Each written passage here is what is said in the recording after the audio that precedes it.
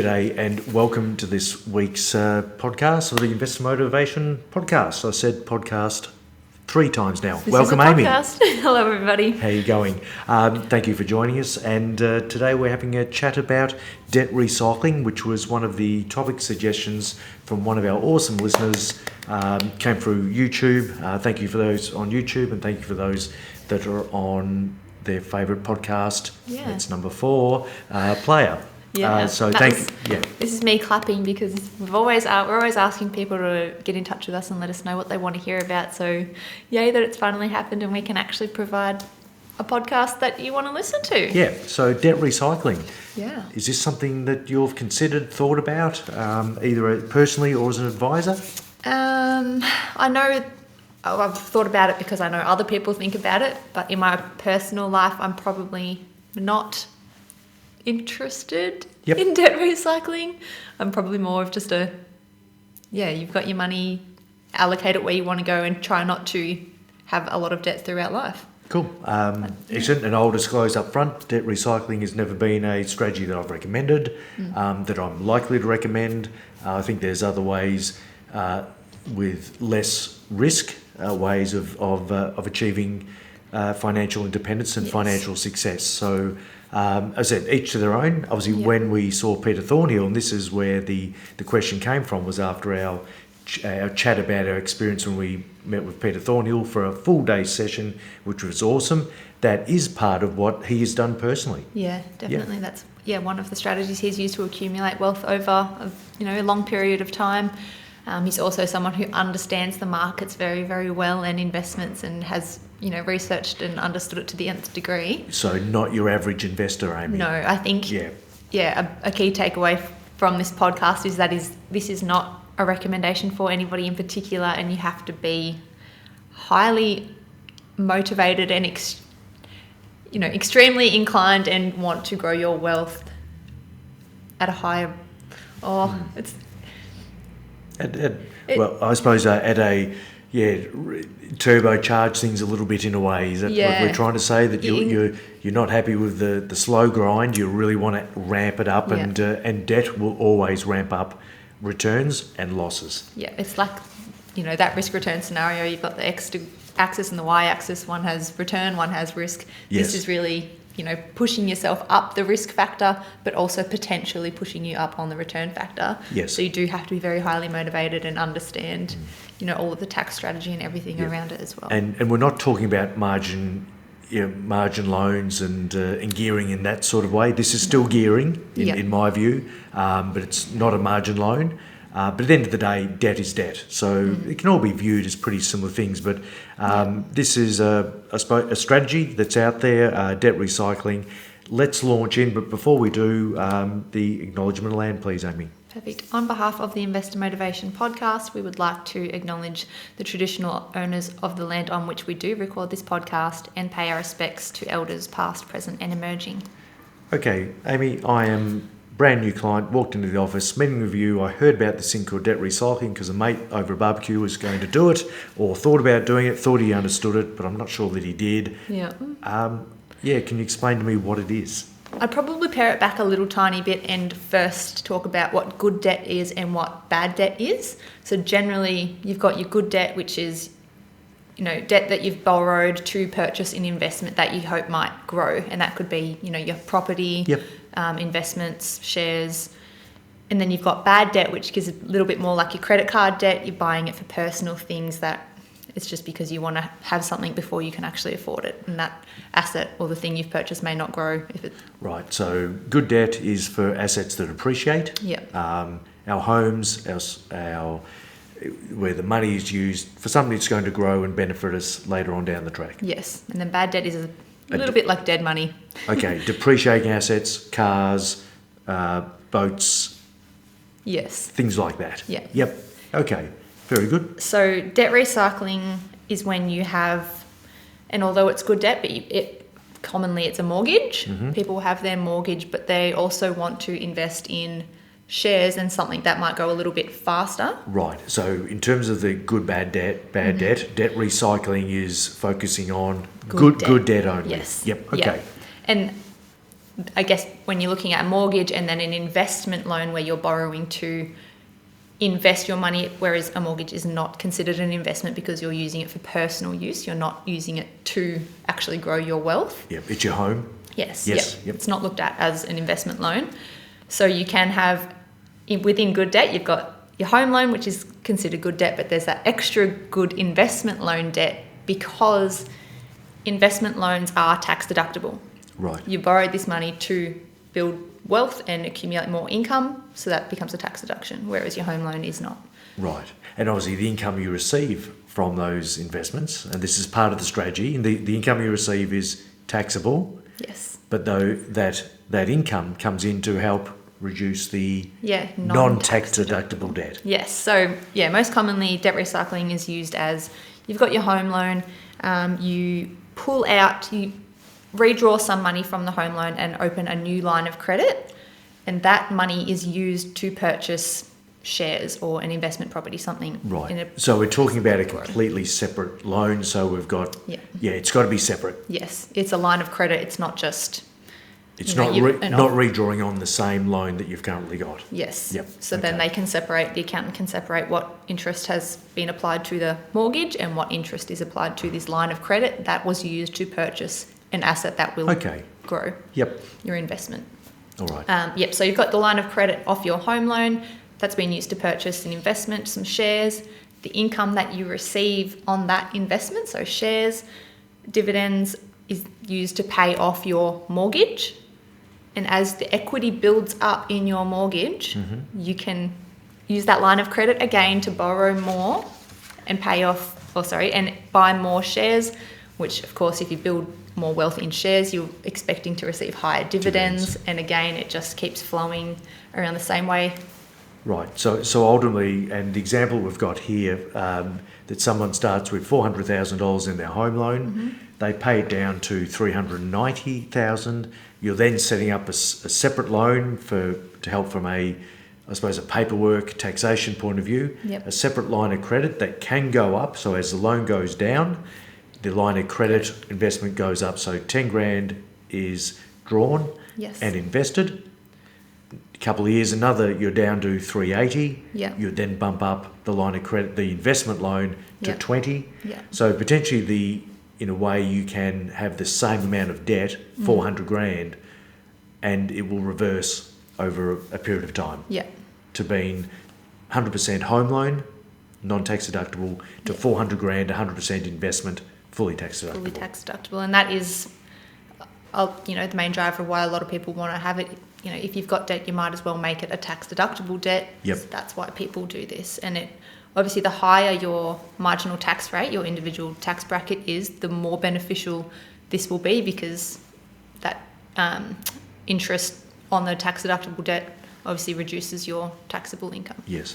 Now, of course, I think it's worth noting here that we're talking about keeping debt up at a certain level in this example, that there's always the option of just having the debt come down, and that's a perfectly good thing to do. Yes. So, if you're not doing debt recycling now, it's not, as Amy said earlier, definitely not for everyone. To see your debts come down overall, to get into a nil debt scenario where you can go to the bank and say, my title please, is a really good thing to do. Yeah. So, keep that in mind. But this is the strategy. This is the question we've got to cover. Definitely. Excellent. So over time, investment loans it's larger. Where can it go wrong, Amy? There's a lot of risks, and as we said, you've got to be highly motivated. And I think the number one thing would be to understand your risk profile and your tolerance to risk. As you said, in Australia, it's a little bit more pushed down our throats to reduce our debt over time and be financially independent and not have debt at all. So having two debts looming over your head, it can be a really dark cloud for a lot of people. And if that's going to weigh on you and cause you anxiety every day, knowing you've got to send the dividends over to the home loan and then redraw to do this, and there's a lot of moving parts. There's a lot your accountant needs to keep up with as well. So that's probably a psychological thing to think about if you are inclined enough to want to take on this big strategy and keep it ahead of all of these moving parts. Right, and obviously stress of financial markets. Yeah, investment risk. Yeah. So I would feel as though, and this is where I can just see Peter Thornhill is not your average investor by far. He understands it at such a deep level, at a psychological level. He understands the market so well that Yeah. for him, the ebbs and flows are nearly laughable for him. Most people don't laugh about the ebbs and flows, seeing their money go up and down. Yeah. For him, it's nearly part of his, part of Yeah. who he is. He Yeah. loves to cut out the articles where someone has written the markets are down by X today, and the next day the same guy will write an article about now it's up. Yeah. It's nearly a joke for him. So it suits him, but most people get anxious when they see their money go down. Yeah, and it will really amplify if you already do get anxious and you don't have an investment loan. If your shares drop and that makes you anxious already, imagine the double effect of that, because you're relying on that investment to do well, to continue to receive the same amount of dividends, Yep.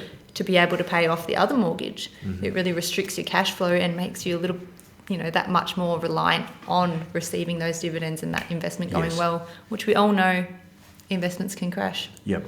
Now, I suppose if we compare debt recycling to a traditional margin loan, when markets go down, there would be no margin call where you get the margin loan provider ringing you up and emailing you saying, hey, we need more cash or we're selling your shares. Yeah. That won't happen in this scenario. No, there's no real loan to value ratios applied to it. It's the line of credit is just used for investment purposes. The bank doesn't Yep. need to know the specific investment. And the loan is based on the value of your home.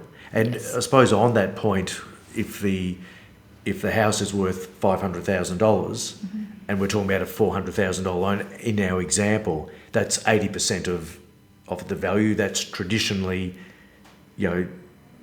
how people want to walk in with a 20% deposit if they Yes. can.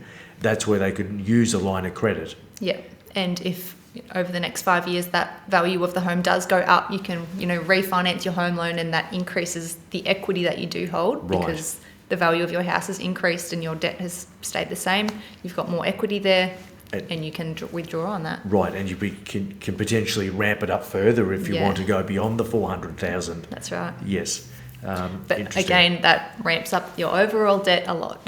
Yeah, and I think for full disclosure, as a financial advisor, margin lending, whilst I've done it for myself in the past, a lot of this stuff I've unwound.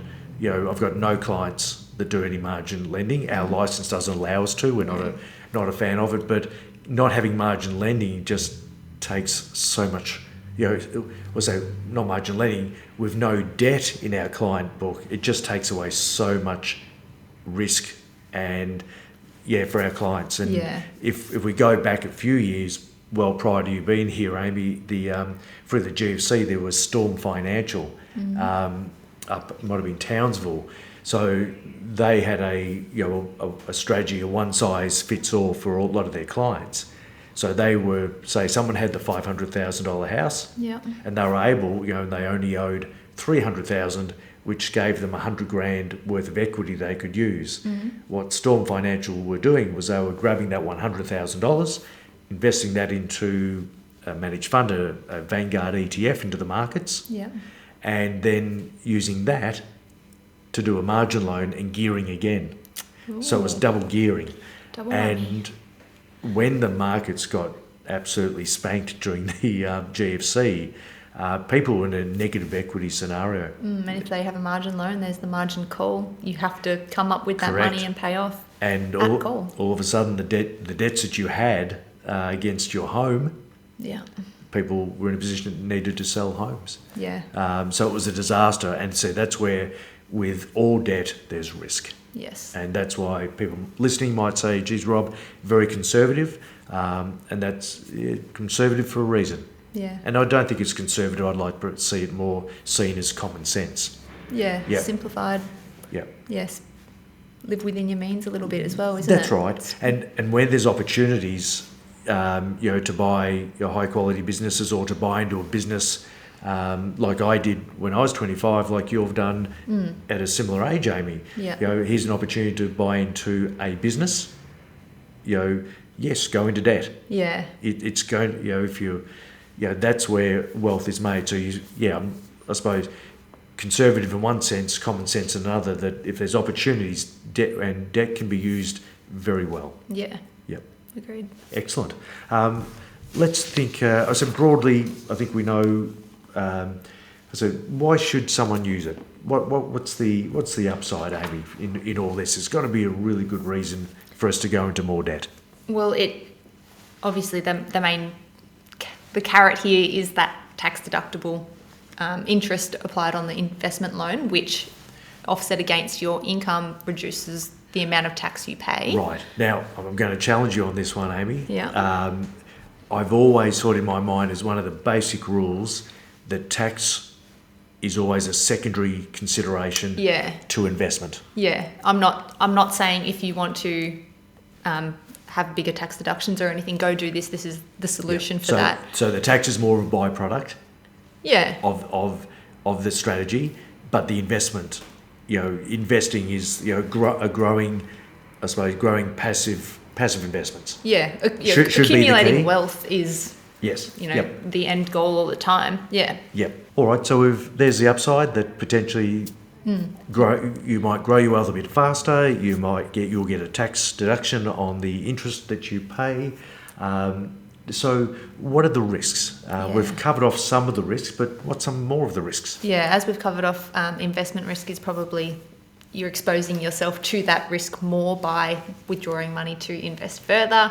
So obviously, if that investment fails and you don't have that dividend coming in from that investment to pay off the home loan, your cash flow is extremely restricted and you're feeling that squeeze a lot more. So that's a huge risk there. And like I said, understanding your own risk tolerance, understanding that markets don't just go up all the time. Yep.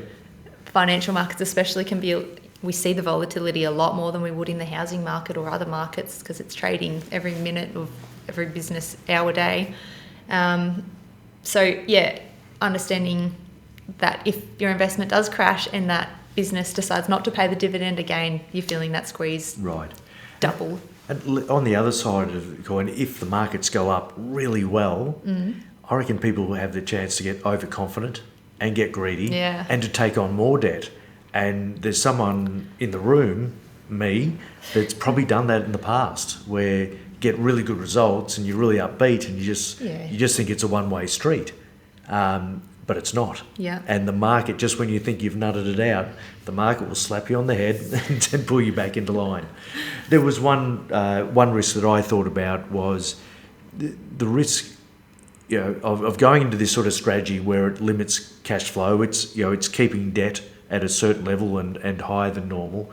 That might it restrict people taking advantage of other strategies that might be less risk, but still get you to where you need to be, particularly if we're doing goals-based financial advice. Yes. That if we get there based on, say, a very simple salary sacrifice strategy that you couldn't do if you're doing debt recycling, to me, that would be the path. Yeah, because you're still getting that tax deduction by doing the salary sacrifice or the notice of intent to claim. Yep. Yet you aren't increasing your debt. Yep. So you're getting a tax arbitrage, which is really 101 in financial planning, that, if you're paying 34.5%, including Medicare, as your top marginal tax rate, and you can put money into 15%, that is 20% nearly saving per year in the money you put in. Yeah, with no extra debt. No extra debt. Yeah. Downside is you can't access this money until a certain age in the future. Yeah. But I hope everybody that's listening to our podcast knows if you're investing in shares anyway, you're not doing it for an immediate access to any money. You're locking it away for the long term and letting the markets do its thing. Yeah. So I think that would be one of the major risks of the strategy. It might stop you doing something that is really simple and actually makes a lot more sense from a outcome point of view down the track. Yeah. And I think we had a couple of discussions before turning on the recording, and I was saying earlier that I think this strategy is, more suitable for those that are highly motivated and inclined to stay on top of their situation to the nth degree. But it is also a sense of being a little bit greedy. You might see your investments going up and you do want to, you've got your tunnel vision, you've got your overconfidence bias flaring up and you want to borrow more to invest more because it's doing well. But really, if you just can save up the amount to then borrow, it is living within your means a lot more, and it just stops you from getting that little bit too greedy and wanting to get really far ahead of the game. When save and invest. Yeah. Yes. Salary sacrifice strategy to super, and then the stuff outside of super that gives you some access as well. So you do hear, people that, I don't know, win the lotto or something, and then they go splash big.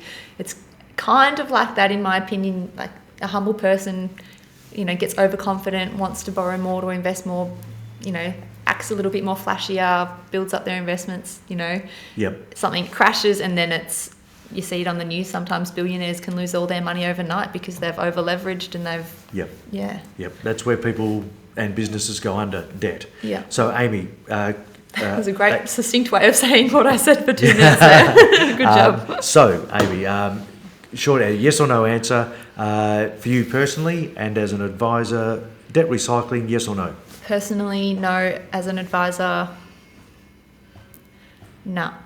I'm a no and a no. Thank you very much for listening. Please throw out some more ideas. We really enjoyed going through and learning about something that we hadn't spent a lot of time thinking about, because as you can probably feel, we're not huge fans of the strategy, though no doubt it has worked for some people over the years. But please keep a couple of suggestions through, because we love to have the chat. It improves us technically and makes us better advisors, without a doubt. So thanks very much, and keep them coming. Thanks, everybody. See you next week. Bye.